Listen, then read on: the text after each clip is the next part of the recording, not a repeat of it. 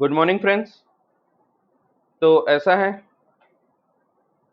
हम लोग void agreements वाला चैप्टर देख रहे थे। जल्दी जल्दी एक बार पहले रिवाइज कर लेते हैं, फिर हम आगे की चर्चा चालू करेंगे। हमने सबसे पहले वॉइड एग्रीमेंट्स में देखा अनलॉफुल एग्रीमेंट्स। तो अनलॉफुल या इलीगल एग्रीमेंट्स कौन से होते हैं, सेक्शन 23 बताता है। सेक्शन 23 बोलता है एक एग्रीमेंट को अनलॉफुल या इलीगल माना जाएगा इफ इट्स कंसिडरेशन और object is forbidden by law. पहली चीज है, if it is forbidden by law, किसी भी कानून में अगर वो फॉरबिड किया है, मना किया है, प्रोहिबिट किया है, तो that is called as unlawful. फिर it is of such nature that if permitted it would defeat the provisions of any law. यानी ये डायरेक्टली तो फॉरबिड नहीं किया है, पर अगर परमिट किया जाए तो ये किसी ना किसी कानून के कोई ना कोई प्रावधान को डिफीट कर देगा। इसमें सब एग्जांपल्स हमने देख चुके हैं। तीसरा था इफ इट इज फ्रॉडुलेंट, अगर वो सीधा सीधा फ्रॉड के नेचर का है। यहाँ पे किस प्रकार के फ्रॉड कवर होते हैं, जिसमें हम लोग कॉन्ट्रैक्ट कर रहे हैं और फ्रॉड हो रहा है किसी अन्य व्यक्ति के साथ। यहाँ पे consent is not caused by fraud, यहाँ पे कॉन्ट्रैक्ट हम कर रहे हैं और किसी और के साथ फ्रॉड हो रहा है, धोखा हो रहा है, तो that is called as fraudulent. फिर it involves or implies injury to a person or property, या फिर court regards it as immoral or oppose to public policy. इसमें भी हमने अपोज टू पब्लिक पॉलिसी जो है ये समझना चालू कर दिया था। सबसे पहली चीज हमने इसमें देखा था, अपोज टू पब्लिक पॉलिसी का मतलब है ऐसी चीजें जो जनता के हित में नहीं है, which is against the society. तो क्या चीज सोसाइटी के अगेंस्ट है, क्या चीज सोसाइटी के फेवर में है, ये चीज डिसाइड करना, डिफाइन करना बहुत मुश्किल है। तो क्योंकि क्या होता है ना, हर व्यक्ति के हिसाब से चेंज हो सकती है ये, कि व्हाट इज पब्लिक पॉलिसी, ये हर व्यक्ति के हिसाब से चेंज हो सकता है कि ये फायदे का है या नुकसान का है। जैसे कोई बोलेगा कि अरविंद केजरीवाल को प्राइम मिनिस्टर बना दिया जाए, कुछ लोग बोलेंगे अरे बहुत अच्छा होगा, ये तो फायदे की चीज है। कुछ बोलेंगे अरे नहीं, बकवास है, कोई मतलब का नहीं है। तो ये पब्लिक के हित में है या नहीं है, ये चीज बताना बड़ा मुश्किल होता है, क्योंकि इंसान के हिसाब से चेंज हो सकती है, वक्त के हिसाब से चेंज हो सकती है, हालात के हिसाब से चेंज हो सकती है। जैसा कि मैंने अगर आपसे पूछा था कि बताओ क्या जेल जाना अच्छी बात है, तो आप सब ने एक शब्द में बोला था नहीं। लेकिन फिर मैंने बोला गांधी जी जेल गए थे, फिर आप बोले नहीं, अच्छे काम के लिए गए थे, हमको आजादी दिलाने के लिए गए थे। उसमें भी कुछ लोग थे वो बोलते नहीं नहीं कोई मतलब नहीं, भगत सिंह थे जिन्होंने असली में आजादी दिलाई, तो ये अहिंसा से कोई आजादी थोड़ी होती। तो कुछ लोग इस प्रकार के भी हैं, वो बोलेंगे चाइना वाले आ रहे तो क्या आप वहां भूख हड़ताल करते बैठ जाओगे, तो उससे कोई फर्क नहीं पड़ा, अल्टीमेटली जब हथियार उठाया गया तब आजादी मिली। तो इस प्रकार के भी लोग हैं। तो कोई बोलेगा कि भगत सिंह जेल गए थे, अब उसमें भी कुछ लोग बोलेंगे नहीं वो अहिंसा, वो हिंसा फैला रहे थे वगैरह। तो अलग अलग प्रकार के लोग होते हैं, अलग अलग प्रकार की डेफिनेशन होती है। कोई बोलेगा ये जनता के हित में, कोई बोलेगा नहीं है। वैसे ही वक्त के हिसाब से भी बदलता है। एक जमाने में अगर इनकम टैक्स की रेट पड़ती थी तो मैं घर के बाहर ही नहीं निकलता था, लेकिन आज अगर मेरे घर पे इनकम टैक्स की रेट पड़ती है तो मैं तो मस्त घूमता हूँ, और मैं ये दर्शाता हूँ कि मैं कितना बड़ा आदमी हूँ, मेरे घर पे तो इनकम टैक्स वाले रेड मारने आते हैं। तो ऐसे केस में अब एक जमाने में उसका कुछ और मीनिंग था, आज उसका कुछ और मीनिंग है। तो इसीलिए ये बहुत मुश्किल है बताना कि क्या ये जनता के हित में है या जनता के हित के अगेंस्ट है। Is it against the public policy और is it in favour of the public policy. और इसीलिए कोर्ट ने डिसाइड किया कि it is very treacherous ground, इस पे भरोसा नहीं किया जा सकता कि कौन सी चीज पब्लिक पॉलिसी में है कौन सी नहीं है।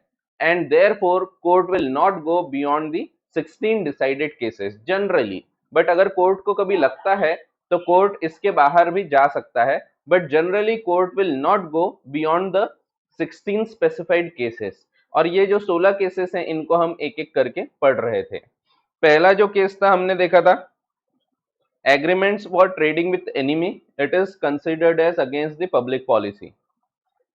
दूसरा केस था, अपने माइक बंद रखें।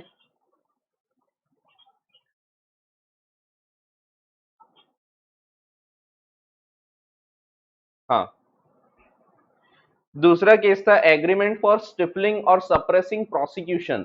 अगर आप किसी की सजा को छुपा रहे हैं, बचा रहे हैं, तो that is called as stifling or suppressing prosecution.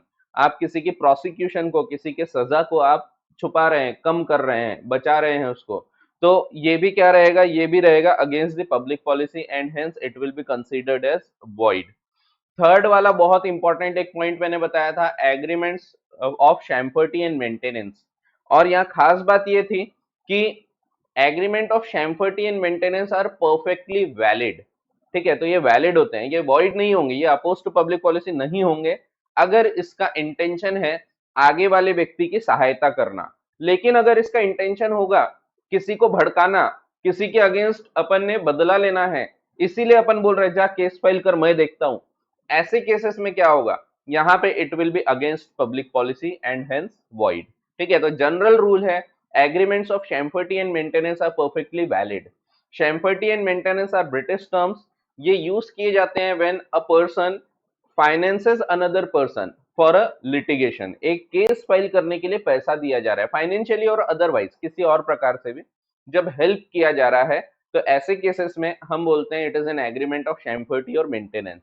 Maintenance का मतलब होता है जब हमने जो पैसा दिया वही पैसा वापस ले रहे हैं अलॉन्ग विथ इंटरेस्ट, यानी एक सिंपल लोन के प्रकार का है। इसमें कोई फ्रूट्स ऑफ द लिटिगेशन नहीं शेयर किए जाते, इसमें जो जीत के पैसा मिलेगा वो शेयर नहीं किया जाता। लेकिन शैम्फर्टी जो होता है, शैम्फर्टी में fruits of the litigations are also shared. ठीक है, तो मेरे को जीत के जो पैसा मिलेगा वो भी मैं शेयर करने का वादा करता हूँ, then it is called as an agreement of champerty. Both are perfectly valid in India जब तक इसका एम है to help the other person, but if the intention becomes mala fide, अगर किसी को भड़काना इंटेंशन हो जाएगा, किसी के अगेंस्ट बदला लेना इंटेंशन हो जाएगा, ऐसे केसेस में the agreement will be considered as bad. Bad means void ab initio. ठीक है, फिर ये अगेंस्ट पब्लिक पॉलिसी मान लिया जाएगा। अगला पॉइंट हमने देखे थे agreements interfering with the course of justice. तो जब न्याय के बीच में आ रहे हैं कोई एग्रीमेंट्स, जैसे कि मैं जज को किसी प्रकार से इन्फ्लुएंस कर रहा हूँ, किसी भी प्रकार से हो सकता है, it can be either financially, पैसा देके मैं इन्फ्लुएंस कर रहा हूँ, और अदरवाइज या फिर मैं किसी और प्रकार से भी इन्फ्लुएंस कर सकता हूँ। ठीक है, तो अगर मैं किसी को इन्फ्लुएंस कर रहा हूँ कि आप मेरे फेवर में डिसीजन दो, मैं आपका प्रमोशन करा दूंगा, अब ये क्या हो गया, मैं उसको इन्फ्लुएंस कर रहा हूँ, फाइनेंशियली नहीं है बट मैं उसका स्टेटस बढ़ा दूंगा, प्रमोशन करा दूंगा। तो ऐसे केसेस में क्या होगा, it will again be against public policy. इसमें क्या होगा कि मैं पैसा दे के काम करवा लूंगा और अल्टीमेटली क्या होगा, न्याय होगा नहीं, क्योंकि मैंने पैसा दिया और मेरे फेवर में जजमेंट आ गया।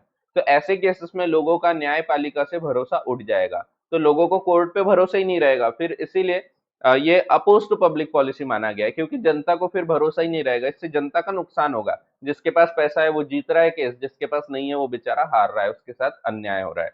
इसीलिए it is again considered as against the public policy. ये था अब तक हमने देखा। अब आगे fifth point, agreements for marriage brokerage. तो मैरिज ब्रोकरेज का एग्रीमेंट, मैरिज ब्रोकरेज का क्या मतलब होता है कि शादी करा दो पैसे दूंगा। तो ब्रोकरेज, ब्रोकरेज का मतलब ही होता है ये काम कर दो मैं तुमको पैसे दूंगा। ठीक है, तो समझो एक व्यक्ति है उसकी शादी नहीं हो रही, समझो मैं हूं मेरी शादी नहीं हो रही। ठीक है, इन एग्जांपल्स का वास्तविकता से कोई संबंध नहीं है, अगर हो तो इसे केवल एक संयोग कहा जाएगा, हो तो क्या है ही नहीं, इसका कोई संयोग नहीं है, कोई संबंध नहीं है। ठीक है, तो एग्जाम्पल है, ध्यान दो, मैरिज ब्रोकरेज। तो क्या होता है ना, जैसे मेरी शादी नहीं हो रही, अब क्या होता है, एक चाची जी आती है कोई दूर की, हर खानदान में हर परिवार में एक चाची जी होंगी या कोई बुआ जी होंगी, जो कि जिनका काम ही होता है टाके भिड़ा के देना, अरे तुम्हारे यहाँ शादी के लायक लड़का है क्या, वो उधर लड़की है, तो ये चिपका के देते सबको। तो इनका काम ही होता है।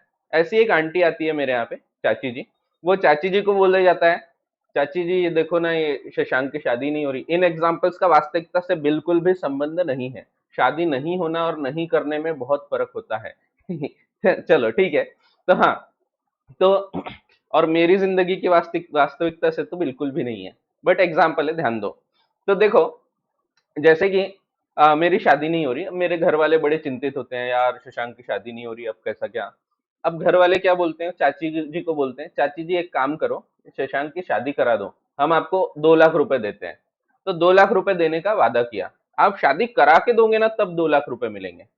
अब देखो यहाँ पे वो क्या करेंगे, अब उनको एक अपन ने पैसा देने का वादा कर दिए, 2 लाख रुपए मिलेंगे, तो 2 लाख के चक्कर में वो मेरी शादी करवाएंगे। अब इसमें क्या हो सकता है, इसमें दिक्कत ये हो सकती है कि हो सकता है कि कोई भी आड़ी टेढ़ी लड़की को चिपका दिए मेरे साथ, या फिर मेरे को चिपका दिए किसी के साथ, और समझो मेरे को रात को दिखाई नहीं देता, मेरे को समझो नाइट ब्लाइंडनेस है, मेरे को रात को दिखाई नहीं देता।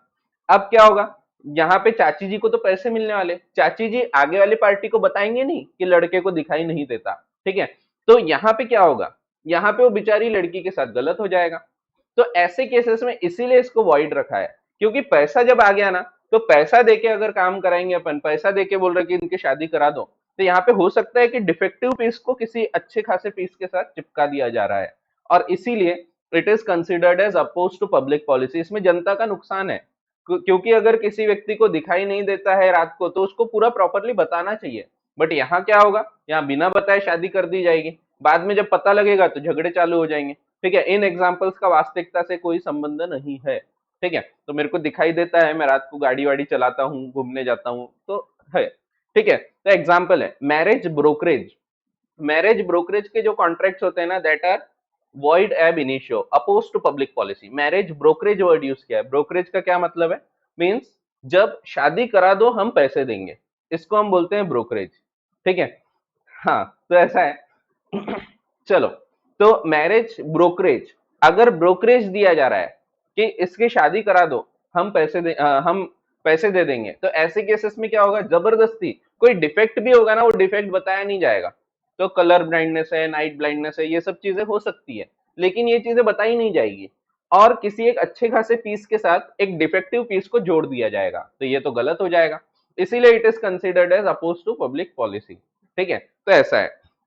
तो एग्रीमेंट्स फॉर मैरिज ब्रोकरेज, ध्यान रखो ब्रोकरेज वर्ड यूज किया है। इस पे मेरे को एक जोक याद आ रहा है, मैं हमेशा जोक सुनाता हूँ, इस पे हमेशा याद आता है मेरे को, ये वाला जब ये वाला जब मैं पॉइंट पढ़ाता हूँ तो देखो सुनो अच्छे से, बड़ा जबरदस्त जोक है। क्या होता है, एक बार की बात होती है, एक लड़का होता है, वो तोतला होता है, उसकी शादी नहीं हो रही, बहुत यानी इतना तोतला है कि क्या बोलता समझता ही नहीं। वो बोलता है अपने फ्रेंड को, बोल रहा अले यार मैं बड़ा परेशान हूँ, मेरी तो शादी नहीं होली, तो शादी नहीं हो रही बेचारे की, तो वो बड़ा परेशान होता है। अब उसका फ्रेंड जो रहता है ना, वो उसको समझाता है भाई क्या टेंशन लेता तू, एक काम कर, तू जब लड़की देखने जाएगा ना, तो कुछ बात मत किया कर, चुपचाप बैठा कर, कोई भी बात नहीं करना, तूने जैसे ही बोला तो लोगों को समझ जाएगा, इसीलिए तू कुछ भी बात मत किया कर। वो बोलता अच्छा ठीक है। अब वो बोलता ठीक है, तो बात करने को मना किया गया। क्या करते हैं, एक बार एक लड़की देखने जाता है वो, लड़की इसको देखती है, ये लड़की को देखता है, दोनों जन को एक दूसरे को पसंद आते हैं, दोनों जन देख के एकदम चकाचक दिख रहे हैं दोनों जन, तो दोनों एक दूसरे को पसंद करते हैं। अब घर वाले भी बातें कर रहे हैं बराबर, लड़का लड़की बात ही नहीं कर रहे, क्योंकि लड़की वैसे ही शर्मीली है, और लड़का जो है उसको उसके दोस्त ने नसीहत दिया था, उसको एडवाइस दिया था कि भाई तू बात मत करना। लड़के ने बात ही नहीं किया, दोनों को अलग छोड़ दिया गया कि तुम लोग आपस में कुछ बात करना है तो कर लो, हम लोग अलग बात करते हैं। तो दोनों जन अलग बैठे, कोई भी बात नहीं कर रहे, वो देख रहा है ऐसे ऐसे, लड़की भी देख रही है, यानी दोनों जन बस देख रहे हैं, लेकिन बातें नहीं की जा रही। अब यहाँ पे क्या होता है, दोनों जन को बाद में पूछा जाता है कि भाई क्या तुम दोनों एक दूसरे को पसंद हो, तो दोनों जन हाँ बोल देते हैं। शादी की तारीख निकल जाती है, और बहुत जल्दी शादी करने की दोनों जन बात करते हैं। जल्दी यानी 15 दिन में। लड़का बड़ा खुश हो गया कि 15 दिन में अगर शादी हो जाएगी तो कितना बढ़िया हो जाएगा, तो तैयार हो जाता है लड़का। अब लेकिन लड़का आके घर पे टेंशन में रहता है, यार अब वो मेरे को फोन करेगी तो क्या होगा। अपने फ्रेंड को बोलता है कि यार अब वो मेरे को फोन करेंगी तो मेरे को तो बात करना पड़ेगा। वो बोलता है कि एक काम कर, फोन उठाना ही मत, 15 दिन की बात है, शादी हो जाएगी फिर क्या होता। तो तू क्या करना, सिर्फ मैसेज वैसेज किया कर, व्हाट्सएप का जमाना है, मैसेज किया कर, और कोई भी बात बात मत किया कर। ठीक है बोले, दोनों जन एग्री करते हैं, वो एग्री कर लेता है अपने फ्रेंड के साथ कि मैं बात ही नहीं करूंगा, मैसेज करूंगा, कुछ भी आया तो बोल दूंगा मैं बिजी हूँ। अब वो मैसेज में थोड़ी पता लगता तोतला बोल रहा है वो। तो मैसेज में ऐसा थोड़ी लिखेगा मैं बिजी हूँ, तो बिजी हूँ करके वो बता देगा। अब क्या होता है, शादी की घड़ी पास आती है, शादी हो जाती है, दोनों की शादी हो गई, और पूरा शादी वादी कार्यक्रम हो गया। रात को जाता है घर पे। अब घर पे जैसे ही वो अंदर जाता है रूम में, अब क्या होता है, उसको दिखता है, दरवाजा खोलता है, वहां से चूहा भागता है। वो चिल्लाता है अले तूहा तूहा तूहा तूहा तूहा तूहा, चूहा भाग रहा था, चूहा दिखा उसको, तूहा तूहा तूहा। अब वो लड़की देखती है, लड़की घूंघट उठाती है, बोलती कहाँ है, पतलो पतलो पतलो पतलो पतलो पतलो। तो तो वो दोनों ही जन तोतले होते हैं। तो ऐसा हो सकता है कि दोनों जन को एक दूसरे से जोड़ दिया। अब यहाँ तो खैर दोनों डिफेक्टिव थे तो चल गया, लेकिन अगर एक डिफेक्टिव और दूसरा अच्छा है तो गड़बड़ हो जाएगी। इसीलिए मैरिज ब्रोकरेज कि इस प्रकार की चीजें ना हो, कि वही दोनों को चिपका दिया आपने, तो तुहा और पतलो दोनों तो चिपका दिए, तो चिपका दिया आपने, ऐसा नहीं होना चाहिए। इसीलिए क्या बोला गया कि मैरिज ब्रोकरेज का जो कॉन्ट्रैक्ट है दैट विल बी वॉइड, ठीक है। तो ऐसा है। अब यहाँ पे क्या होता है, आपको एक सवाल आ रहा होगा, सर ये मैट्रिमोनियल साइट्स कैसे चलती है फिर, सवाल आया होगा आपको। मैट्रिमोनियल साइट्स, मैट्रिमोनियल साइट्स क्या करती है, मैट्रिमोनियल साइट्स ऐसा नहीं बोलती है कि भाई तुम शादी करो और मैं पैसा दूंगा, पैसे हम तुम शादी करो और हमको पैसे दो, ऐसा नहीं बोलते। वो क्या बोलते हो, तो पहले ही पैसा ले लेते। आपको प्रोफाइल बनाने का पैसा लिया जा रहा है, एक प्लेटफॉर्म दिया जा रहा है जहां पे आपको दूसरे के साथ मैच किया जा रहा है। इनफैक्ट कोई तो भी एक मैट्रिमोनियल साइट का नाम भी है, उसमें लिखा है वी मैच बेटर। तो सिर्फ मैचिंग करते हैं वो ये नहीं बोलते तुम इनसे शादी करो। उसमें ऐसा है, करना है करो, नहीं करना है मत करो। वो लोग सिर्फ आपको प्रोफाइल बनाने का पैसा ले रहे हैं। प्रोफाइल में आप अपनी डिटेल डालते हैं, जैसे आप लिखते हैं कि आपको क्या, आप कैसे हो वो लिखते हो, फिर आप लिखते हो आपको कैसी लड़की चाहिए, वो लिखोगे कि मेरे को गोरी लड़की चाहिए, इतनी हाइट होना चाहिए, चार्टर्ड अकाउंटेंट होना चाहिए, ये सब चीजें आप लिखते हो।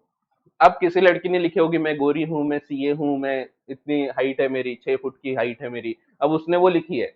तो जैसे ही आपका और उसका मैच हुआ कि आपने बोले थे मेरे को ये चाहिए, उसने बोली मैं ये हूँ, और मैच हुआ, तो आपके सामने उसकी प्रोफाइल आ जाती है। मेरे को इसका बिल्कुल एक्सपीरियंस नहीं है, मैंने बिल्कुल भी ऐसी कोई साइट वगैरह पे कोई आईडी नहीं बनाया, बट ये ऐसा होता है, ठीक है।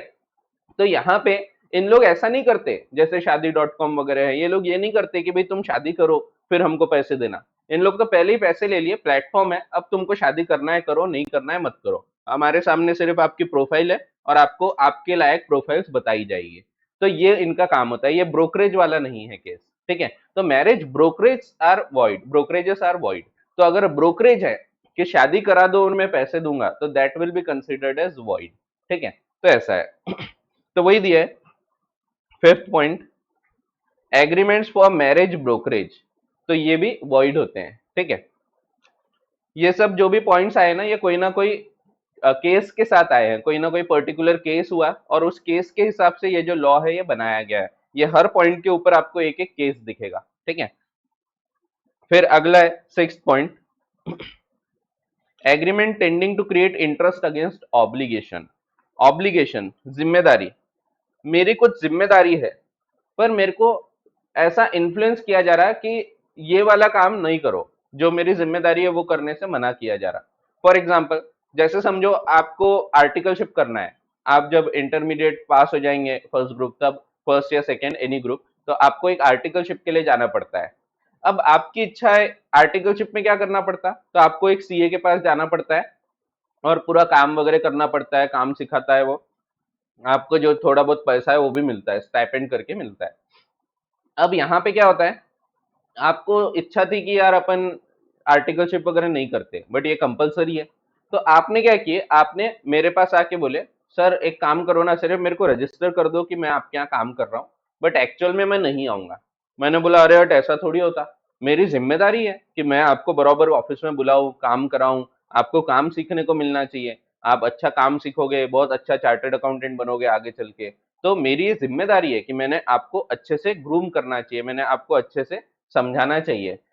लेकिन आप मेरे को बोलते हैं सर जाने दो ना। मैंने बोला नहीं नहीं, ऐसा नहीं होता। आप बोलते हैं कि सर एक काम करो, मैं आपको 10,000 रुपए देता हूँ हर महीने का, हर महीने 10,000 रुपए दूंगा, आप मेरे को स्टाइपेंड मत दो, आपको मैं पैसा देता हूँ 10,000 रुपए महीने का। अब आप मेरे को डमी दे दो, इसको डमी बोलते हैं, यानी मैं नहीं आऊंगा, आप सिर्फ लिख देना कि हाँ इसने आर्टिकलशिप किया। अब मैं पैसे के लालच में आ गया, 10,000 रुपए महीने का आएगा अपने को, बैठे बैठे कुछ करना भी नहीं है। तो मैंने यहाँ पे एग्री किया आपके साथ कि मैं आपको ऐसे ही सर्टिफिकेट दे दूंगा कि आपने मेरे यहाँ आर्टिकलशिप कंप्लीट की है। अब यहाँ पे क्या होगा, यहाँ पे ये भी अगेंस्ट पब्लिक पॉलिसी है, ये भी जनता के हित में नहीं है। क्योंकि कल चल के जो व्यक्ति को मैंने रखा था अपने यहाँ पे, उसको काम तो सिखाया नहीं।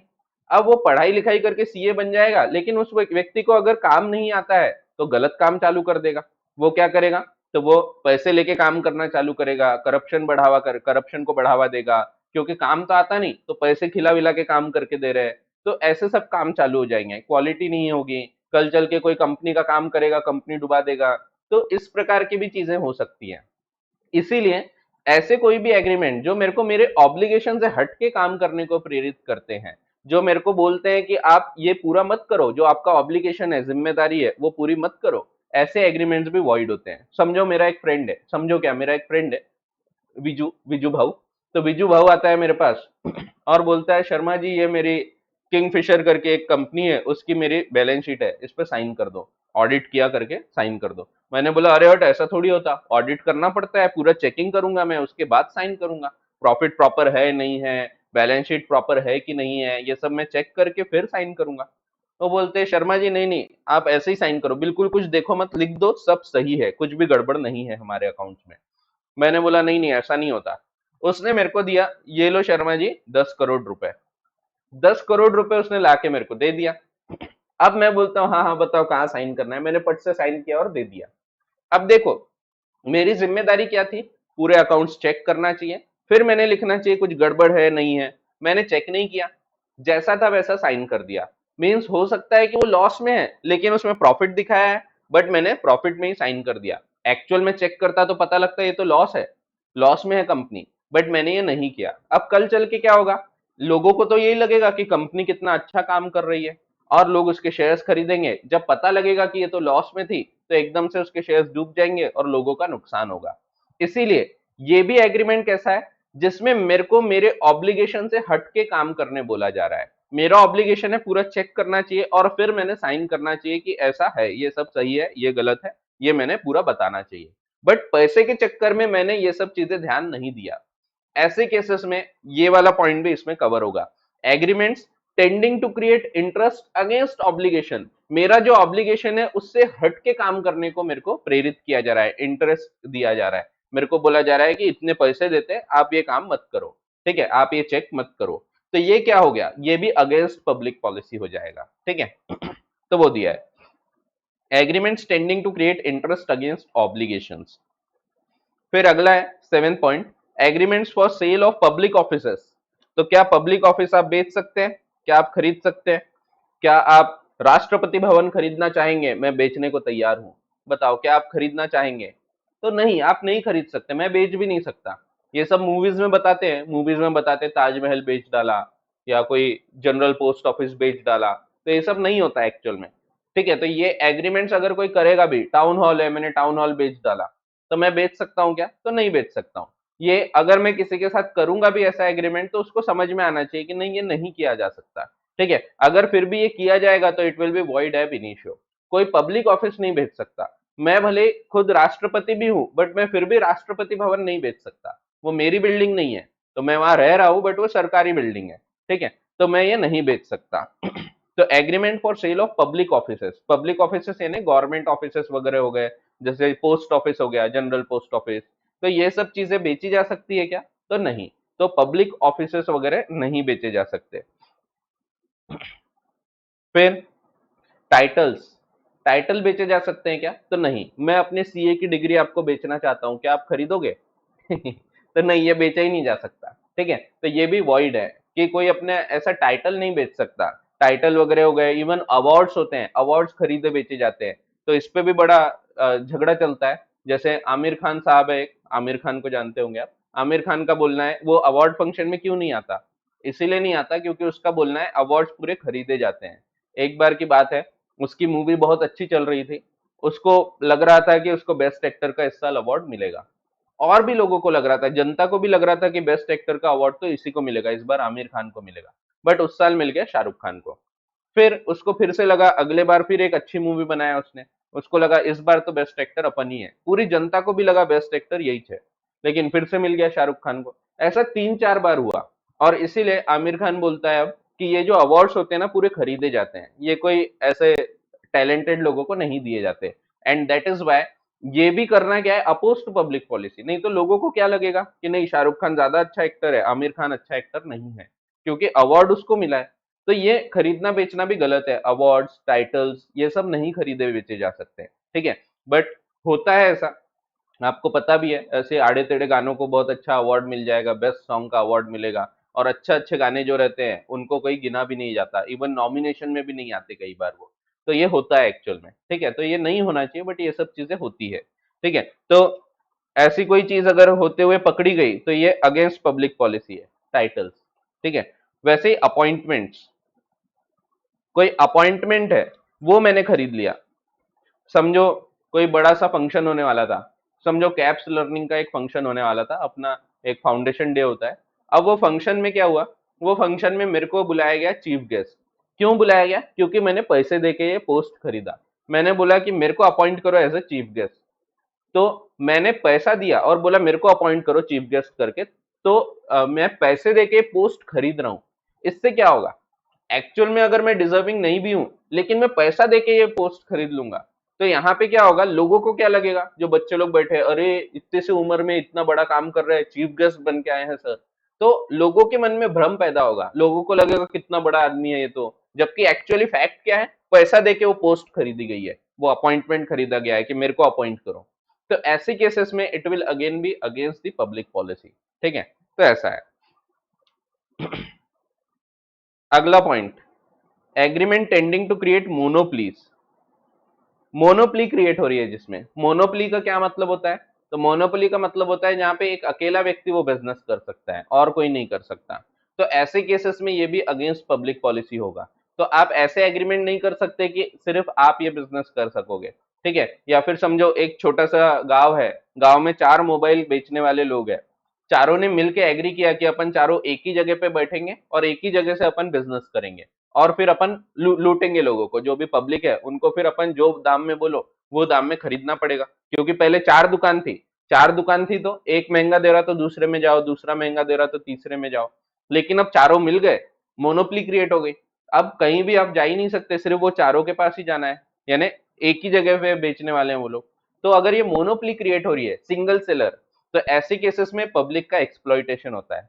आप इकोनॉमिक्स के स्टूडेंट हैं, इकोनॉमिक्स में आपने पढ़ा होगा कि मोनोपली जो होती है वो अच्छी नहीं होती। सिर्फ गवर्नमेंट के पास है तब तक ठीक है, बट अगर मोनोपली जो है वो प्राइवेट सेक्टर में आ जाए, तो मोनोपली में एक्सप्लॉइटेशन होता है पब्लिक का, पब्लिक को गलत किया जा सकता है, पब्लिक के साथ नुकसान किया जा सकता है। तो इसीलिए मोनोपली क्रिएट होने देना, ये एग्रीमेंट भी पब्लिक के खिलाफ माना जाता है। ठीक है, अगर मोनोपली क्रिएट हो रही है, मोनोपली का आपको पता होगा, जैसे सिंगल सेलर, जहां पे मैं अकेला ही वो बिजनेस कर सकता हूँ, that is called as monopoly. ठीक है, तो आप ऐसे इकोनॉमिक्स पढ़ रहे हैं तो इकोनॉमिक्स में ये सब वर्ड्स आपको बहुत डिटेल में देखने को मिलेंगे। ठीक है, तो अगर ऐसा कोई एग्रीमेंट है जो मोनोपली क्रिएट कर रहा है, तो that is again against the public policy.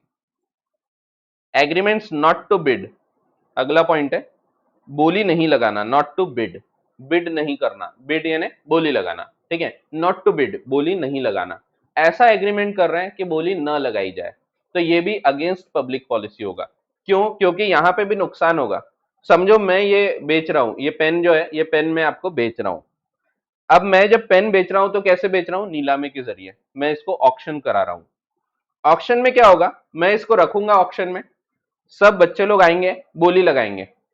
कोई बोली लगाएगा 5,000 रुपए, कोई बोलेगा 7,000, 7 का तो कॉस्ट ही है, चलो 10,000 से चालू करते। कोई बोलेगा 10,000 रुपए, फिर कोई बोलेगा 12,000, कोई बोलेगा 50,000, कोई बोलेगा 1 लाख, 2 लाख, 5 लाख। अब देखो जितनी बोली आ रही है ना, उतनी इसकी वैल्यू बढ़ते जा रही है।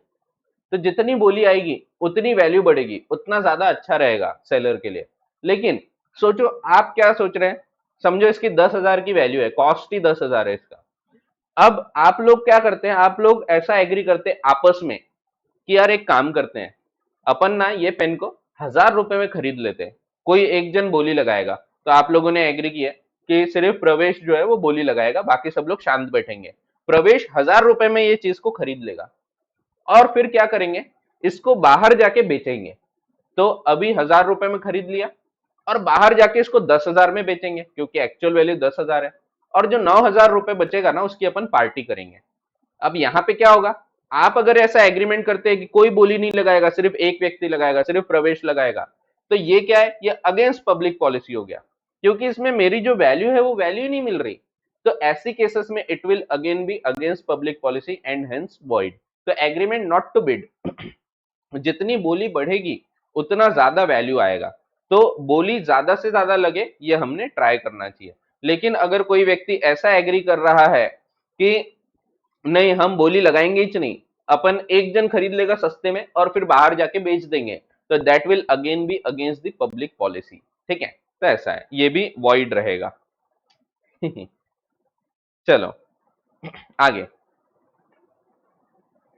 आपको रटने की जरूरत नहीं है, बस समझते जाओ और आगे बढ़ते जाओ। ठीक है। एग्रीमेंट रिस्ट्रेनिंग पर्सनल लिबर्टी, किसी की पर्सनल लिबर्टी को रोक लेना, किसी को बंदी बना लेना, किसी को बोलना तू घर के बाहर नहीं जाएंगे जाएगा। तो ऐसा भी हो सकता है, जैसे समझो आप बैठे थे घर पे सोफे पे मस्त मैसेज कर रहे थे, बाजू में पापा बैठे थे, अब मैसेजेस चालू है आपके किसी के साथ। अब क्या होता है, पापा बोलते हैं जा बेटा पानी लेके आ थोड़ा, आप चले जाते पानी लेने और मोबाइल वहीं रखा है। अब मोबाइल बजता है टुक टुक टुक टुक, तो उसमें बीप बजी, पापा उठाते हैं फोन, पापा देखते हैं, उसमें लिखा है हेलो बाबू कब तक आ रहे हो। पापा ने पढ़ लिया ये मैसेज, बाबू कब तक आ रहे हो। अब बाबू का निकला अभी, तो यहाँ पे पकड़ लिए। अब क्या होता है, पापा बोलते हैं कि ये इसके बाबू का अभी घर के बाहर निकलना बंद, आज से ये घर के बाहर नहीं जाएगा, जो भी ये घर पे एक रूम में बैठा रहेगा, इसको दरवाजे के नीचे से थाली खसका देंगे, घर पे खाना खाएगा और बाहर जाना आना सब बंद इसका, आज से इसका घर के बाहर जाना आना बंद। ये क्या हो गया, मीन्स आपको बंदी बना लिया, आप घर के बाहर नहीं जा सकते। ठीक है। तो अगर ऐसा कोई एग्रीमेंट किया या ऐसा कुछ बोला कि आप घर के बाहर जा ही नहीं सकते, तो ये भी वॉइड है, ये भी अगेंस्ट पब्लिक पॉलिसी है। हर व्यक्ति को अधिकार है कि वो अपने हिसाब से जी सकता है, अपने हिसाब से जा आ सकता है। आप किसी पर्टिकुलर व्यक्ति को इस प्रकार से बंदी नहीं बना सकते। अगर ऐसा कुछ किया जा रहा है तो it will again be against the public policy and hence void. ठीक है। ये सब चीजें कोई ना कोई केस पे से ही आई है। इसके ऊपर एक बहुत अच्छी मूवी भी है, आप देखना कभी। तो इस पे एक मूवी है चमेली की शादी करके, तो बढ़िया मूवी है, उसमें वही होता है, चमेली और चरणदास का चक्कर होता है, और ये जो सेठ कल्लूमल है उनको पता लग जाता है, देखना आप मूवी, बढ़िया मूवी है। तो उसमें जो कल्लूमल होते हैं, कल्लूमल इसको बंद कर देते हैं चमेली को, तो कल्लूमल कोयले वाले ऐसा करके है, देखना आप, आपको समझेगा। तो जो हीरोइन के पिताजी है उनको पता लग जाता, अनिल कपूर है उसमें, अनिल कपूर, अनिल कपूर को जानते होंगे आप। तो बाल दिवस पे जिसकी फोटो भेजते हैं अपन सब जगह, अनिल कपूर, बाल दिवस, खैर ठीक है। तो जो भी है, तो हाँ, तो ऐसा है, ऐसा कोई एग्रीमेंट जिसमें उसको बंदी बनाया गया, उसको बोला गया आज से इसका घर के बाहर जाना आना बंद, इसको सिर्फ घर पे बैठेगी, घर पे खाना खाएंगी, घर के बाहर जाना आना नहीं, कुछ नहीं। तो ऐसे केसेस में मोबाइल वोबाइल भी छीन लिए, ये जो है ये अगेंस्ट पब्लिक पॉलिसी माना जाएगा। ठीक है। तो ऐसा है, तो किसी की पर्सनल लिबर्टी, आजादी को आप नहीं छीन सकते। ठीक है। फिर 11th point, agreement in restraint of parental rights. Parental rights का क्या मतलब होता है, तो हर एक माता पिता के अधिकार होते हैं बच्चों के ऊपर कि बच्चे मेरे पास रहना चाहिए, मेरे से दूर नहीं ले जाया जा सकता। तो अगर ऐसा कोई एग्रीमेंट किया जा रहा है जिसमें बच्चे को छीन लिया जा रहा है माता पिता पिता के साथ, पेरेंट्स के पास से, और उनको अपने पास रख लिया जा रहा है, तो ये सब क्या रहेंगे, ये अगेंस्ट पब्लिक पॉलिसी रहेंगे, ये वॉइड रहेंगे। ठीक है। तो ऐसे एग्रीमेंट्स, ये भी आपने मूवी देखे होंगे, वो जिस देश में गंगा रहता है, तो उसमें गंगा देखे होंगे आपने, गंगा अपना क्या नाम था उसका, गोविंदा, गोविंदा उसमें मूवी में हीरो है। तो वो शहर का कोई अमीर व्यक्ति का लड़का होता है, उसको गांव में भेज दिया जाता, फिर बाद में वापस शहर आता है तो वो भलते ही हरकतें करता है, कुछ समझता नहीं, उसको ज्यादा अति बताया, पैंट वैंट पहनना नहीं समझता, उल्टी पहन के आता है वो। तो बोलते हैं अरे दुविधा हो जाएगी अगर इमरजेंसी आ गई, तो फिर वो बोलता है अगर ज्यादा इमरजेंसी आ गई तो सुविधा भी हो जाएगी। तो खैर ठीक है, जो भी है। तो ये सब जो है ना, ये सब नहीं किया जा सकता, ये मूवी में बताते हैं, बट अल्टीमेटली ऐसा नहीं किया जा सकता कि बच्चा छीन लिए, एग्री कर लिए कि इसको तुम्हारे पास रखेंगे। This agreement is void ab initio against public policy. ठीक है। इस पे एक केस हुआ था, ये जितने भी पॉइंट्स है ना सब कोई ना कोई केस से आए हैं। ठीक है। तो ये जो हम 16 केसेस पढ़ रहे हैं, तो ये कोई ना कोई केस लॉ से आए हैं, कोई ना कोई इस पे केस हो चुका है और उसके ऊपर से कानून बनाया गया है। ठीक है। अब इस पे केस कौन सा था ये भी बता देता हूँ। इसमें एक केस हुआ था, बाहर का एक केस है इंग्लैंड वगैरह का। वहां पे क्या होता है, एक राजा थे, राजा ने एक गुरु के साथ एग्री किया था, जैसे अपने यहाँ पे गुरु का एक रूल चलता था कि एक जो राजा के लड़के हैं वो गुरु के यहाँ जाते थे, वहां पे वो शिक्षा लेते थे, शिक्षा प्राप्त करते थे, वहां सीखते थे वो, जो भी जैसे धनुष बाण है वो सब चलाना, ये सब चीजें सीखते थे। तो वैसे ही इंग्लैंड वगैरह में भी वही गुरुकुल की प्रथा चलती थी, हर जगह पहले वही चलता था। आपने अगर मूवीज देखे होंगे या कोई टीवी शोज देखे होंगे, गेम ऑफ थ्रोन्स वगैरह, तो उसमें आपने देखा होगा कि भेज दिया लड़के को और वो सीख रहा है किसी के अंडर में। तो इस प्रकार से इंग्लैंड में भी चलता था। इंग्लैंड में क्या था, एक बहुत अमीर राजा था। राजा के दो होनहार लड़के थे, तो राम और लखन इस प्रकार के उनके लड़के थे। इंग्लैंड की बात है। अब क्या होता है, वो एक गुरु से एग्री करते हैं, गुरु को बोलते हैं ये दोनों को ले जाओ और इनको जैसे भी सिखाना है इनको एकदम परफेक्ट बना के वापस कर देना। तो अपने आश्रम ले जाओ, जैसे जो सिखाना है सिखाओ, मैं कहीं रोक टोक नहीं करूंगा। तो वो एग्री करते हैं कि मैं कोई रोक टोक नहीं करूंगा, तुम इनको लेके जाओ, जैसे सिखाना है, डांट डपटना है, मारना पीटना है, जो करना है करो, लेकिन इनको बराबर सिखा के एकदम परफेक्टली ट्रेन करके वापस करना। अब गुरुजी बोलते हैं ठीक है। दोनों जो होनहार बच्चे होते हैं, राजकुमार होते हैं, दोनों को ले जाया जाता है। अब क्या होता है, जब उनको ट्रेन करते हैं तो गुरु को ये रियलाइज होता है, यार ये तो बड़े एकदम होनहार है, बहुत ज्यादा टैलेंटेड बच्चे हैं ये, इनको अगर हम सिर्फ यहाँ पे शिक्षा देंगे तो ये इनके साथ न्याय नहीं होगा। तो गुरु बोलते हैं कि मैं इनको दूर भेजना चाहता हूँ फॉरेन स्टडी के लिए, भारत भेजने की वो बात करते हैं। ठीक है, तो ये एक्चुअल केस है, बट सिर्फ मैंने प्लेसेस थोड़े बहुत चेंज किया हूँ। ठीक है, तो भारत नहीं भेजते हो बट ऐसा एक केस हुआ था जिसमें वो बोलते हैं कि मैं इनको दूसरे देश भेजना चाहता हूँ। अब जैसे ही दूसरे देश भेजने की बात करते हैं, तो राजा जो होता है वो राजा मना कर देता है। राजा बोलता है नहीं, आपको जो करना है यहीं पे करो, आप दूसरे देश नहीं भेज सकते उसको। ठीक है, अब यहाँ पे गुरुजी एग्रीमेंट दिखाते हैं, देखो तुमने एग्री किया है कि अगर कुछ भी करना चाहो तो आप जैसा सिखाना है वैसा सिखा सकते हो, और मैं अगर इनको बाहर भेजना चाहता हूं तो मैं इनको भेज सकता हूं। यहाँ पे झगड़ा हो जाता है राजा जी और गुरु के बीच में। अब क्या होता है, कोर्ट में केस जाता है, उस टाइम कोर्ट भी थे, राजा भी थे, तो ऐसा कुछ केस थे, कुछ टाइम ऐसा था जब कोर्ट भी हुआ करते थे और राजा भी हुआ करते थे। जैसे आपको याद होगा, लगान मूवी देखे होंगे, उसमें आपने देखा राजा भी था उस टाइम और कोर्ट भी हुआ करते थे, गवर्नमेंट भी थी। ठीक है, तो वहां पे भी वही था, कोर्ट में केस चला गया। अब कोर्ट में एग्रीमेंट प्रस्तुत किया गया, उसमें लिखा था आप जैसे करना चाहो वैसे ट्रेन कर सकते हो बच्चों को। अब यहाँ पे गुरुजी ने बोला देखो इसमें लिखा है, तो मैं अगर इनको बाहर भेजना चाहता हूं तो मैं भेज सकता हूँ। लेकिन राजा बोल रहे थे कि नहीं, मेरी इच्छा है, मेरे बच्चे मेरे पास रहेंगे, वो दूर नहीं जा सकते, दूसरे देश नहीं भेजा जा सकता। बट एग्रीमेंट भी था। अब कोर्ट ने बोला द एग्रीमेंट इज वॉइड, क्योंकि एग्रीमेंट क्या कर रहा है, जो राजा जी है उनके पेरेंटल जो राइट्स है वो छीन रहा है, उनके पेरेंटल अधिकार है कि उनके बच्चे उनके पास रहें, उनके पास जहां रखना चाहे वहां रख सकते हैं। अगर ये एग्रीमेंट उनके पेरेंटल राइट्स छीन रहा है, उनके बच्चों को उनसे दूर कर रहा है, तो ऐसे केस में the agreement will be considered as against public policy and hence void. ठीक है, तो ये यहाँ पे केस बताया गया था, agreement in restraint of parental rights. ठीक है, तो ऐसा है। फिर एग्रीमेंट्स इंटरफियरिंग विथ मैरिशल ड्यूटीज, तो शादी में भी कुछ ड्यूटीज क्रिएट होती हैं। फर्स्ट चैप्टर में मैंने आपको बताया था क्या शादी एक कॉन्ट्रैक्ट है, जब बताया था तब मैंने आपको बताया था कि पेरेंटल मैरिशल ड्यूटीज क्रिएट होती है, हर किसी की ड्यूटी होती है। जैसे मैं जब शादी कर रहा हूँ या जो भी व्यक्ति शादी करता है, तो कई वचन दिए जाते हैं, तो 7 वचन दिए जाते हैं, मैं जो भी तुम्हारे लिए जो भी खाने पीने का है या जो भी जरूरत की चीजें हैं वो सब ला के दूंगा, तुम्हारे साथ रहूंगा, ये सब ऐसी मैरिशल ड्यूटीज होती है। ठीक है, मैं किसी और की तरफ नहीं देखूंगा, ये सब क्या रहता है, मैरिशल ड्यूटीज होती है। ये जो ड्यूटीज है, इससे भी अगर कोई दूर कर रहा है तो ये भी क्या रहेगा, ये भी वॉइड एब इनिशियो रहेगा। ठीक है, इन एग्जांपल्स का वास्तविकता से कोई संबंध नहीं है, मैं सिर्फ ये आपको समझाने के लिए दे रहा हूँ। ठीक है, एक एग्जाम्पल दे रहा हूँ। तो समझो मेरी शादी हो गई और मेरी एक गर्लफ्रेंड भी है, इन एग्जाम्पल्स का वास्तविकता से बिल्कुल संबंध नहीं है। फिर क्या होता है, मेरे पास बहुत पैसा है, आपको पता है।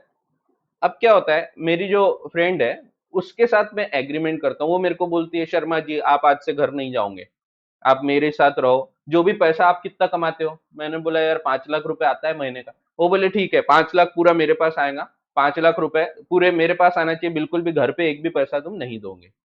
अब मैं बोलता हूँ ठीक है, वो मेरे से लिखा के ले लेती है कि घर पे बिल्कुल भी पैसा नहीं दोगे, जो पैसा है सिर्फ मेरे पास लाके दोगे।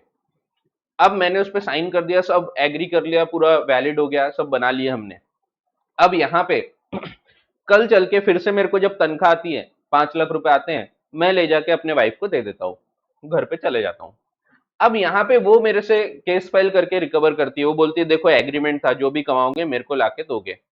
यहाँ पे कोर्ट ने क्या बोला, कोर्ट ने बोला कि ये जो एग्रीमेंट है ये वॉइड है, इनिशियो है। क्यों, क्योंकि ये मेरी जो मैरिशल ड्यूटीज है उसके बीच में आ रहा है। मेरी मैरिशल ड्यूटीज है कि मैंने उसका ख्याल रखना चाहिए, घर पे पैसे वैसे देना चाहिए, मैं उसको उसके साथ रहना चाहिए। तो ये सब मेरी क्या है, जिम्मेदारियां हैं, ड्यूटीज है। ये ड्यूटीज जो है, ये अगर पूरी करने से कोई भी व्यक्ति रोक रहा है किसी भी प्रकार के एग्रीमेंट से, तो ये एग्रीमेंट वॉइड एब इनिशियो रहेगा। ठीक है, तो अगर मेरी फ्रेंड ऐसा एग्रीमेंट करके रोकना चाहती है तो भी ये एग्रीमेंट की कोई अहमियत नहीं है, भले ही मैंने साइन कर दिया हूं तो भी। ठीक है, तो ये एग्रीमेंट वॉइड एब इनिशियो माना जाएगा। इन एग्जांपल्स का वास्तविकता से कोई संबंध नहीं है। ठीक है, तो ऐसा है। एग्रीमेंट्स इंटरफियरिंग विथ मैरिशल ड्यूटीज, तो मैरिशल ड्यूटीज होती हैं, अगर उन ड्यूटीज के बीच में आ रहा है कोई एग्रीमेंट, तो that will again be considered as void ab initio and against the public policy. ठीक है, तो ऐसा है। खैर, ये सब एग्जाम्पल सिर्फ आपको समझाने के लिए, इनमें बिल्कुल भी जरा भी वास्तविकता नहीं है। मैं तो ये बोलता हूँ कि आपको शादी करना है तो खुद की गर्लफ्रेंड से करना चाहिए, दूसरे की गर्लफ्रेंड से तो घर वाले वैसे भी करा ही देंगे। तो खैर ठीक है, चलो, ये एग्जाम्पल्स है सिर्फ समझाने के लिए आपको। अगला point 13th number, agreements to influence public servants to act oppose to their duty. अब देखो यहाँ पे पब्लिक सर्वेंट्स की बात हो रही। पब्लिक सर्वेंट्स यानी क्या, गवर्नमेंट ऑफिसर्स।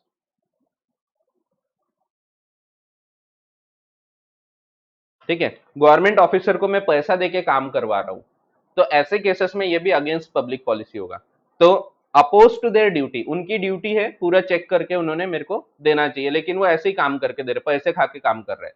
जैसे समझो एक गवर्नमेंट ऑफिस है, वहां पे मेरे को जॉब चाहिए, मैं क्या बोलता हूँ, वहां पे जो बाबू है, वो वाला बाबू नहीं, मेला बाबू वो नहीं, तो जो बाबू है, बाबू को मैं बोलता हूँ, बाबू ये लो, मैं आपको 5 लाख रुपए देता हूँ, ये जॉब जो है ना मेरे को दिला दो। ये क्या होगा, यहाँ पे मैंने गवर्नमेंट ऑफिस में पैसा खिलाया और बोला कि ये जॉब मेरे को दिला दो। ये जो रहेगा ये भी अगेंस्ट पब्लिक पॉलिसी होगा, क्योंकि हो सकता है मैं हूं, वहां पे रमेश है, अनिल है, मुकेश है, ये सब लोग जॉब के लिए जाते हैं। अब हो सकता है मुकेश ज्यादा डिजर्विंग है, मुकेश को ज्यादा अच्छे से वो जॉब मिल जाना चाहिए था, इजीली मिल जाना चाहिए था, लेकिन मैंने पैसा दिला खिला के जॉब अपने नाम करा लिया। अब यहाँ क्या होगा, यहाँ बेचारा जो डिजर्विंग है उसको जॉब नहीं मिलेगा, और जिसने पैसा खिलाया उसको जॉब मिल जाएगा। तो ये क्या है, ये गलत है, ये भी अपोज टू पब्लिक पॉलिसी है। इसमें फिर लोगों को जॉब ही नहीं मिलेंगे, जो अच्छे से काम करना चाहते हैं या सीखते हैं, जिनको अच्छे से आता है काम, वो काम करेंगे नहीं, और जिसको कुछ नहीं आता वो काम करेगा। समझो मैं डॉक्टर हूं अगर, और मेरे को काम आता ही नहीं था, पैसे खिला के मैंने जॉब ले लिया गवर्नमेंट हॉस्पिटल में, तो मैं कुछ भी करूंगा, किसी को भी काटूंगा पीटूंगा, कैसे भी ऑपरेशन करूंगा। तो यहाँ पे ये भी अपोज टू पब्लिक पॉलिसी है, ये भी वॉइड एब इनिशियो माना जाएगा। ठीक है, अब देखो, ये मैंने आपको बताया था 3.1 जैसे हैं, कौन कौन से, agreements interfering with the course of justice, ये agreement to create interest against obligations, and agreements to influence public servants to act oppose to their duty, ये तीनों एक जैसे हैं। फर्क क्या है, फर्क ये है, फोर्थ पॉइंट में ऑफिसर्स ऑफ जस्टिस कवर होते हैं, यानी न्यायपालिका के लोग, जज वगैरह कवर होते हैं। 13th पॉइंट में गवर्नमेंट ऑफिसर्स कवर होते हैं, पब्लिक सर्वेंट्स। और 6th पॉइंट में जनरल पब्लिक, जैसे मैं हो गया, आप हो गए, वो लोग कवर होते हैं। बाकी तीनों में काम वही किया जा रहा है कि पैसे वैसे खिला के या किसी भी प्रकार से इन्फ्लुएंस करके ड्यूटी से हट के काम करने बोला जा रहा है। ठीक है, ड्यूटी क्या है कि भाई जो डिजर्विंग है उसको जॉब मिलना चाहिए, जो पैसा खिलाया उसको नहीं, जिसने डिजर्व कर रहा है, जिसने एक्चुअल में काम किया है उसको जॉब मिलना चाहिए। ठीक है, तो वैसा है। तो ये तीनों पॉइंट सिमिलर है, तीनों में फर्क ये है, एक में जजेस को इन्फ्लुएंस किया जा रहा, दूसरे में सरकारी ऑफिसर्स को, और तीसरे में जनरल पब्लिक में से किसी व्यक्ति को। ठीक है, फिर आगे के जो 3 पॉइंट है, ये 3 पॉइंट अपन बहुत डिटेल में आगे पढ़ेंगे। Agreement in restraint of marriage, किसी को शादी नहीं करने का वादा करना, ये भी वॉइड एब इनिशियो रहता है। आपने वादा कर दिए कि मैं किसी और से शादी नहीं करूंगा, तो ये वॉइड है, उसके बाद भी आप किसी से भी कर सकते हैं शादी। ठीक है, फिर agreement in restraint of trade, किसी को बोलना कि मैं ये पर्टिकुलर बिजनेस नहीं करूंगा, ये भी वॉइड होता है। इसके कुछ एक्सेप्शंस भी है, कभी कभी आप रोक सकते हैं, नहीं तो आप नहीं रोक सकते। जनरल रूल है कि आप किसी को भी कोई एक पर्टिकुलर ट्रेड प्रोफेशन करने से नहीं रोक सकते हैं।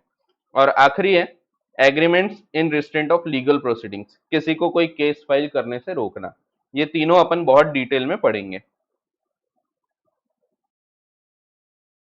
ठीक है, तो ये तीन को छोड़ के अगर ऊपर के कोई भी पॉइंट्स में कोई डाउट है तो आप मेरे से अभी पूछ सकते हैं। फिर अपन आगे की चर्चा चालू करेंगे। तब तक मैं आपके डाउट्स भी पढ़ लेता हूँ, कुछ आए क्या डाउट कि बस चेंगड़ कर रहे हैं आप। हाँ, बाबू तो गया गया, बारात निकलेगी। सर जो पकड़ा गया he deserves to be caught, mobile साथ में ही क्यों नहीं ले गया एंड पासवर्ड क्यों नहीं। अच्छा ये ऐसा है, तो बाबू पकड़ा गया, बाबू ने पासवर्ड डाल के रखना चाहिए था।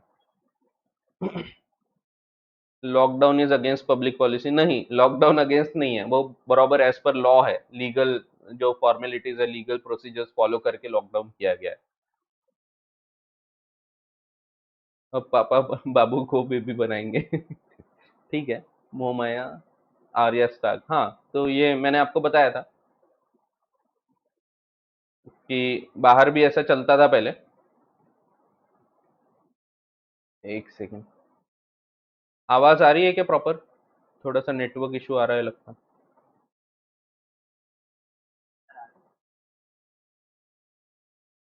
हाँ, 10वां पॉइंट फिर से, एग्रीमेंट्स रिस्ट्रेनिंग पर्सनल लिबर्टी, किसी की पर्सनल लिबर्टी आप छीन नहीं सकते। कोई पर्टिकुलर व्यक्ति से आपने एग्री कर लिया कि तुम इस रूम में ही रहोगे, इसके बाहर नहीं जाओगे, बिल्कुल यहीं पे बैठे रहोगे, तो ये एग्रीमेंट की कोई वैलिडिटी नहीं है। ठीक है, कोई एग्री कर भी दिया, उसका पैसा भी दे दिया, तो ये नहीं किया जा सकता, किसी की पर्सनल लिबर्टी नहीं छीनी जा सकती। ठीक है, आपको एग्री कर लिया है कि आप यहीं पे रहोगे, आपको बाहर जाने की अनुमति नहीं है, यहाँ पे हम इंटरनेट दे देते, मोबाइल दे देते, आपको इसके बाहर जाना ही नहीं, 1 महीना यहीं रहोगे, तो ये जो रहेगा ये गलत रहेगा, ये पर्सनल लिबर्टी रोकने का है। ठीक है। आपका सवाल आ रहा होगा बिग बॉस में कैसे होता है तो वो सब सीरियल्स है, चैनल्स है, तो वो भी अगर कल चल के कोई जाना चाहे तो उसको रोका नहीं जा सकेगा। और कोई कोई हैंड रेस करके है? हाँ बोलो। हम्म। विदाउट ब्रोकरेज अगर वो कुछ काम कर रहे हैं तो चलेगा। हाँ, पैसे के लिए करा रहे हैं तो गड़बड़ हो सकती है। पॉइंट नंबर 11, किसी के पेरेंटल राइट्स नहीं रोक सकते आप। किसी से ऐसा एग्री कर लिया कि आपका जो लड़का है मेरिज पास रहेगा, ऐसा पूरा एग्री कर लिया तो आप नहीं रोक सकते ऐसा। ठीक है, इसका मैंने जो एक्चुअल केस बताया, वो जो केस है ना वो एक्चुअल केस है, जिसमें राजा और गुरुजी ने एग्री किया था कि वो लड़के गुरुजी के पास रहेंगे और गुरुजी के पास ही पूरी शिक्षा वो प्राप्त करेंगे। तो ये जो है एक्चुअल केस है। इसमें फिर बोला गया कि गुरुजी उनको शिक्षा तो दे सकते हैं बट गुरुजी पेरेंटल राइट्स नहीं छीन सकते। अगर राजा जी नहीं चाहते कि उनके बच्चे जो है वो दूर जाए उनके नजरों से, तो ऐसे केसेस में वो नहीं किया जा सकता। ठीक है। गौरव का बोलना है पॉलिटिशियंस को होटल में बंद करना कैसे वैलिड है, तो नहीं है वो वैलिड। तो वो आपको पता होगा वो वैलिड नहीं है, ऐसा नहीं किया जा सकता। ठीक है, वो करते हैं लोग। मैंने जैसा आपको बताया कि बहुत सारी चीज वैलिड नहीं है लेकिन लोग करते हैं, तो उसका ये मतलब नहीं कि वो वैलिड हो जाएगी। ठीक है, तो बहुत सारी चीजें हैं, मर्डर करना वैलिड नहीं है, फिर आप बोलोगे फिर सर कैसे मार लेता है कोई एक दूसरे को, तो मार डालते, लेकिन मर्डर वैलिड हो जाएगा क्या उससे, तो नहीं। ठीक है, तो कोई चीज की जा रही है उसका ये मतलब नहीं कि वो वैलिड है। ठीक है।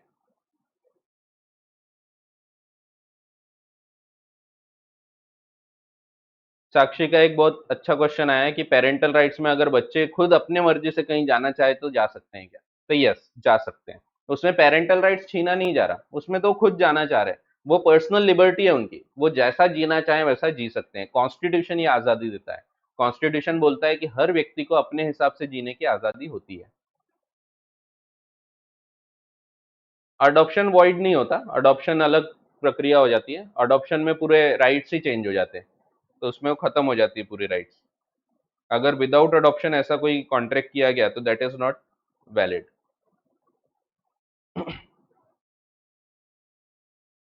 ठीक है, चलो आगे के कुछ पॉइंट्स मैं उठा लेता हूं और इसके बाद अगली क्लास में अपन डिटेल में करेंगे चर्चा।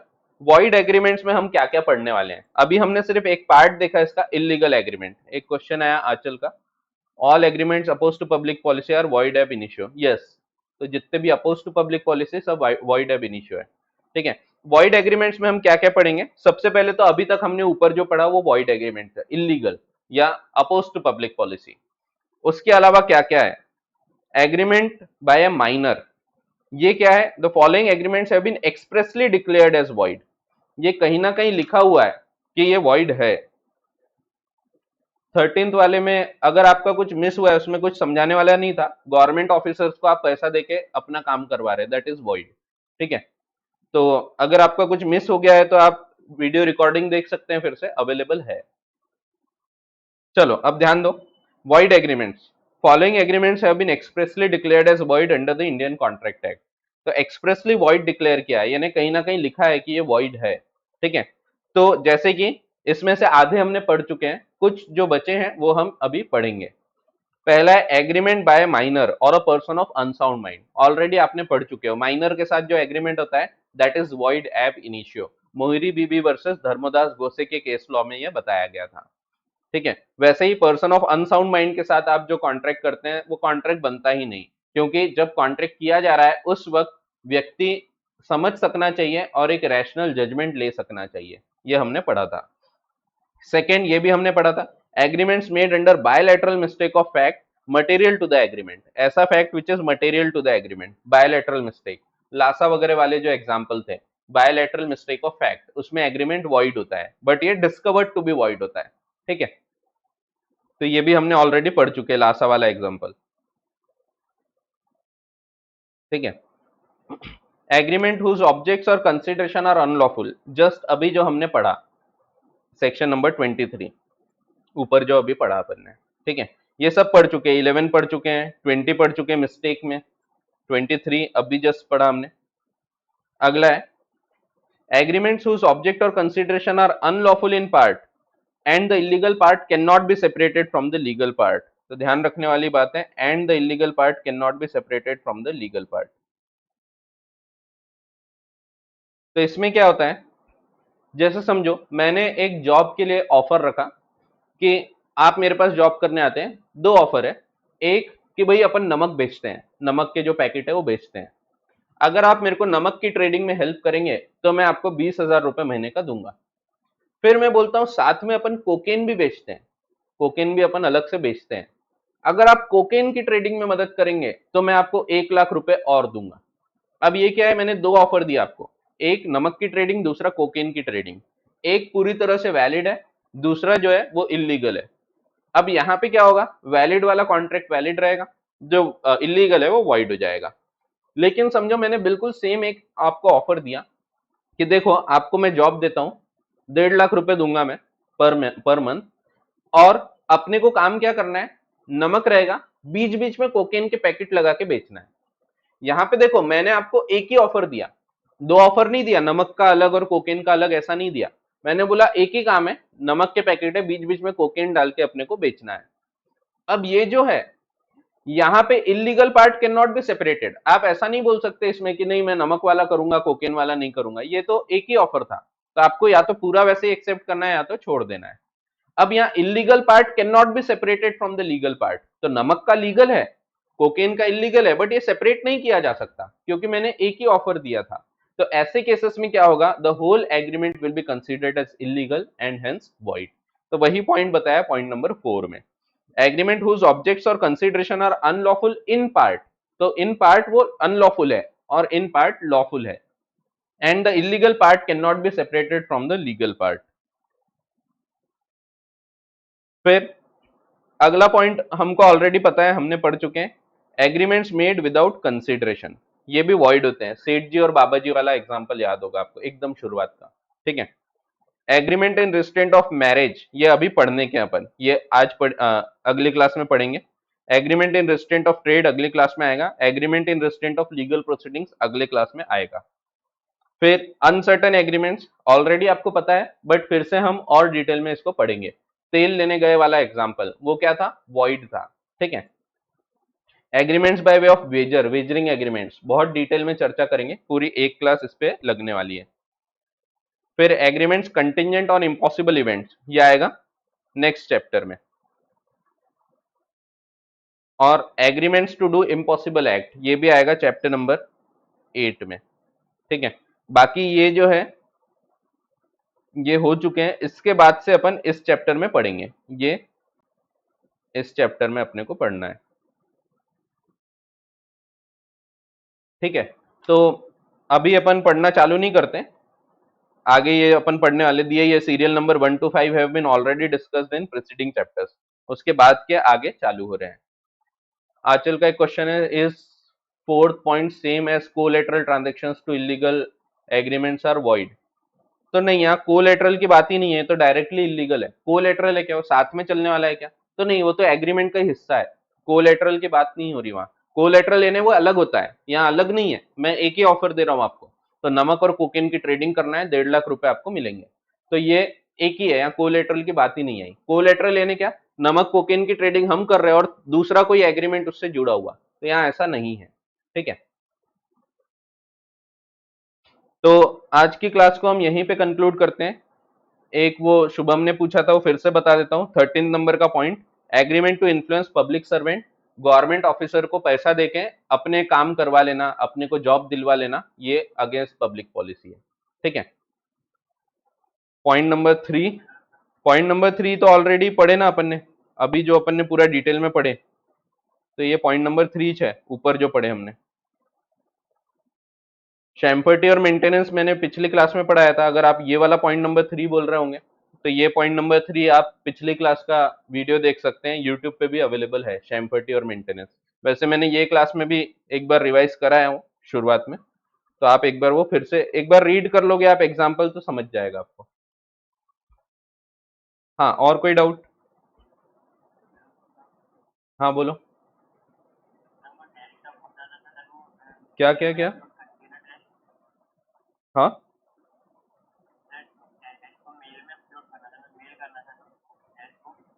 हाँ, टेस्ट को मेल करना था, वो मेल आईडी जो थी उस पर मेल करना है। अब कुछ लोगों को ये भी डाउट था कि सर मेल नहीं हो रहा, कैसे मेल करते हैं? तो वो आपको अटैच करना पड़ता है मेल में फाइल, और वो मेल कर देना पड़ता है। ठीक है, तो कई लोगों को वो भी डाउट था।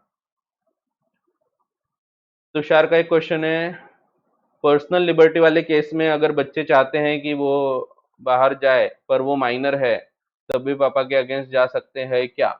तो नहीं, माइनर है तो नहीं जा सकते, माइनर के लिए अलग रूल्स लगते हैं। ठीक है, वो इंडियन मेजोरिटी एक्ट वगैरह आपको देखना पड़ेगा।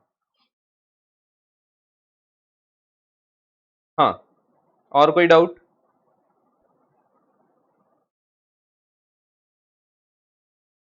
चलो अगली क्लास में बाकी की अपन चर्चा चालू करेंगे, तो तब तक के लिए धन्यवाद, शुक्रिया, थैंक यू। चलो बाय।